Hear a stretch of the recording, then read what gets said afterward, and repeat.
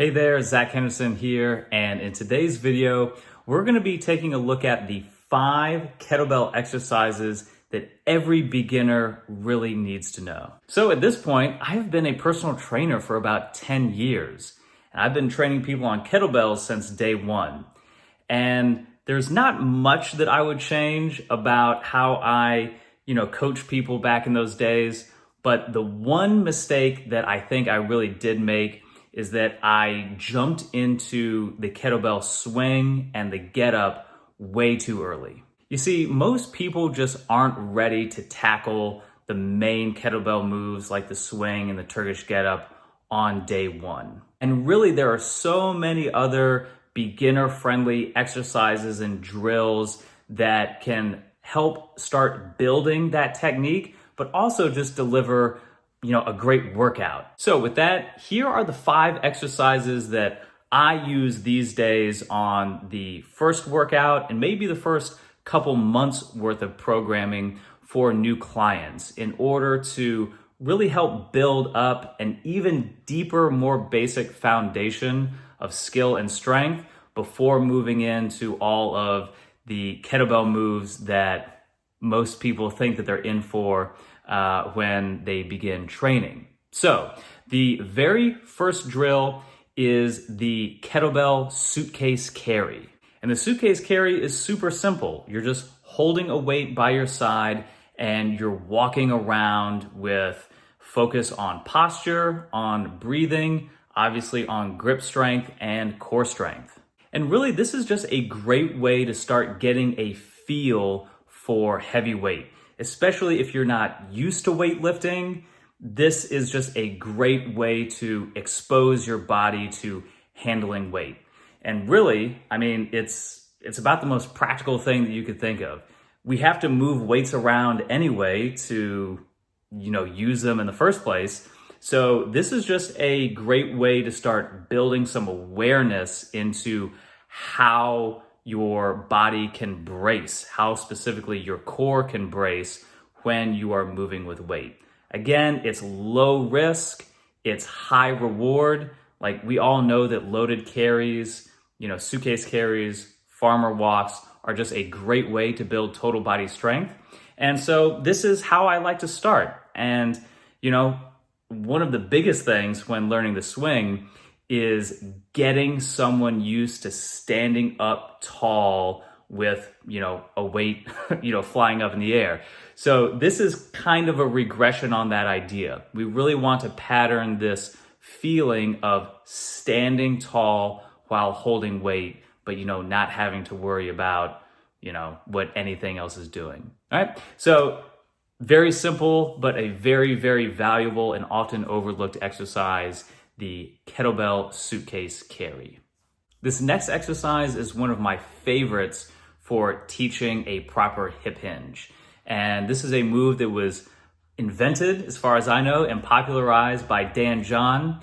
And it is the kettlebell belly hinge. So what you're gonna do is simply grab a bell by the horns and push it into your abs and get into the hip hinge motion. So really focusing on pushing the butt back. And this is a great exercise for getting people in touch with their hamstrings and core bracing, which are really like the 2 biggest components of a strong and safe kettlebell swing.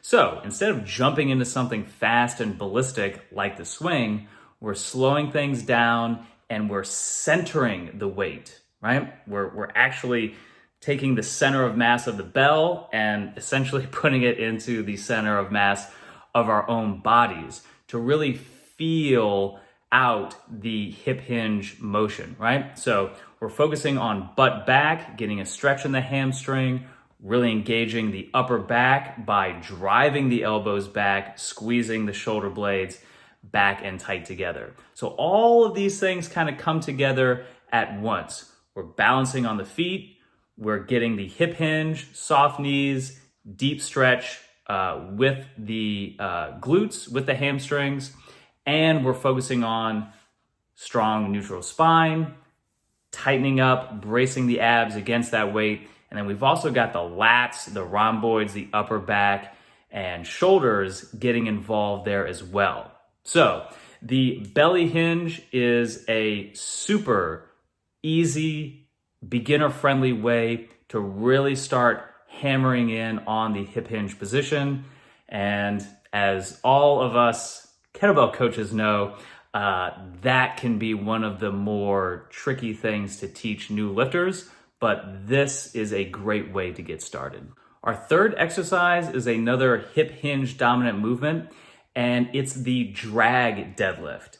Now, of course, most people begin to load and learn the hip hinge movement with the traditional deadlift with just a weight going up and down.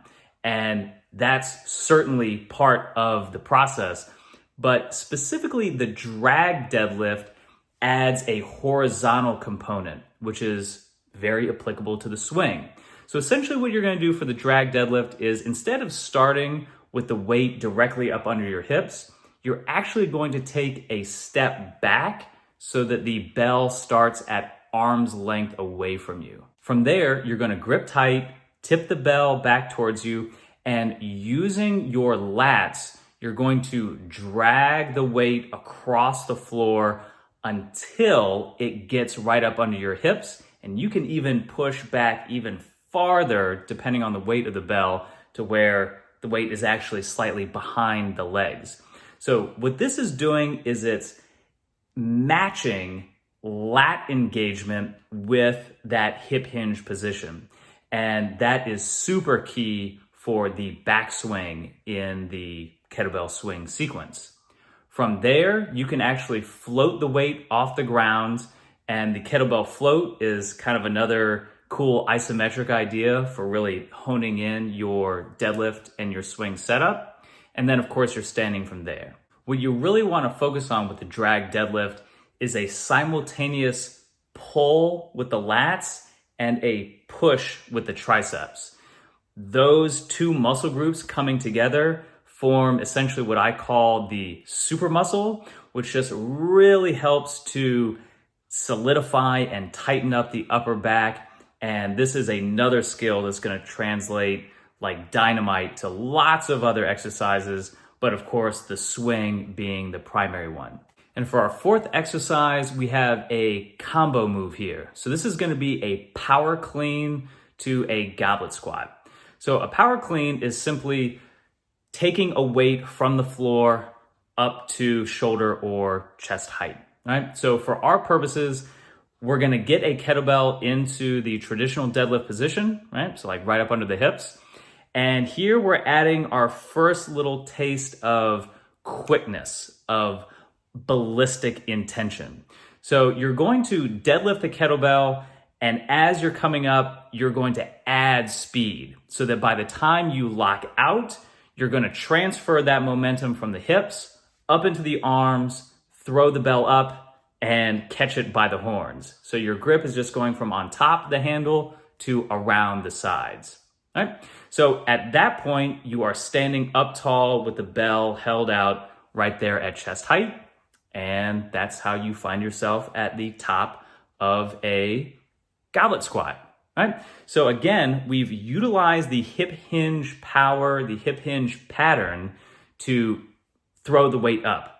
Now we're going to do a deep squat. And again, there is a huge difference between a hip hinge and a squat.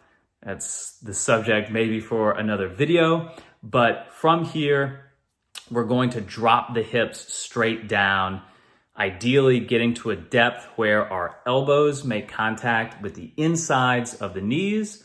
Pause for a second and stand back up. So this combo move is taking you through the two main functions of the hip for our purposes, which is the hip hinge and the squat. And for our last exercise, we've got another combo move here, and this is the bottoms up clean and carry. Now, I am a huge fan of bottoms up kettlebell work, and in my opinion, it's one of the best and most truly functional ways to train your upper body.